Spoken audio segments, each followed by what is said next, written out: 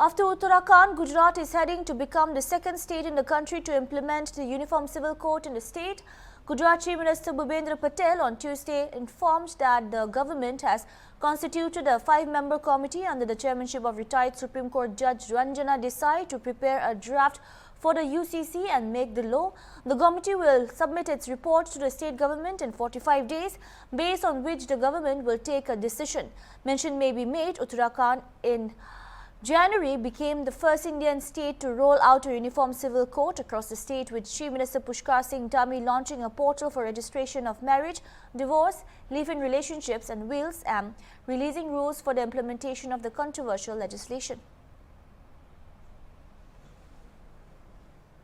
દેશના તમામ નાગરિકોને સમાન હક મળે તે માટે કોમન સિવિલ કોડનો દેશવ્યાપી અમલ કરવાનો નિર્ણય કર્યો છે.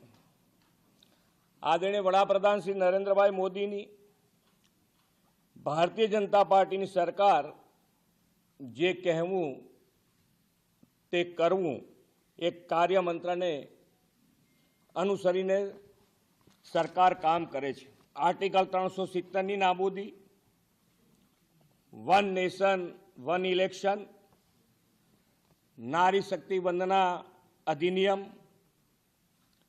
ટ્રિપલ તલાક કાનૂન વગેરે માટે જે વચનો આપવામાં આવ્યા તે એક પછી એક પૂર્ણ થઈ રહ્યા છે.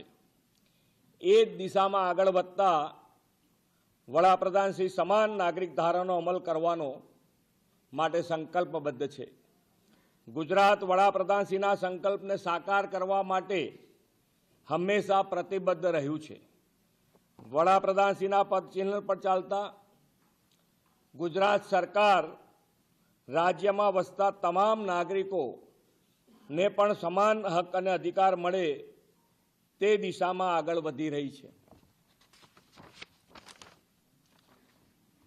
આ માટે ગુજરાતમાં કોમન સિવિલ કોડની આવશ્યકતા ચકાસવા અને કાયદા માટેનો મુસદ્દો તૈયાર કરવા સુપ્રીમ કોર્ટના નિવૃત્ત ન્યાયાધીશ શ્રીમતી રંજના દેસાઈની અધ્યક્ષતામાં એક કમિટીની રચના કરવાનો મહત્વપૂર્ણ નિર્ણય કર્યો છે.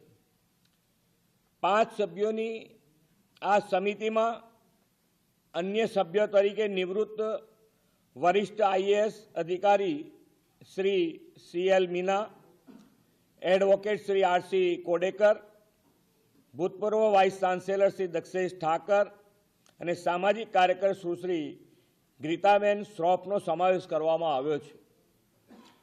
આ કમિટી તમામ પાસાઓનો સુગ્રથિત અભ્યાસ કરીને પોતાનો રિપોર્ટ 45 દિવસમાં રાજ્ય સરકારને આપશે અને રિપોર્ટના આધારે રાજ્ય સરકાર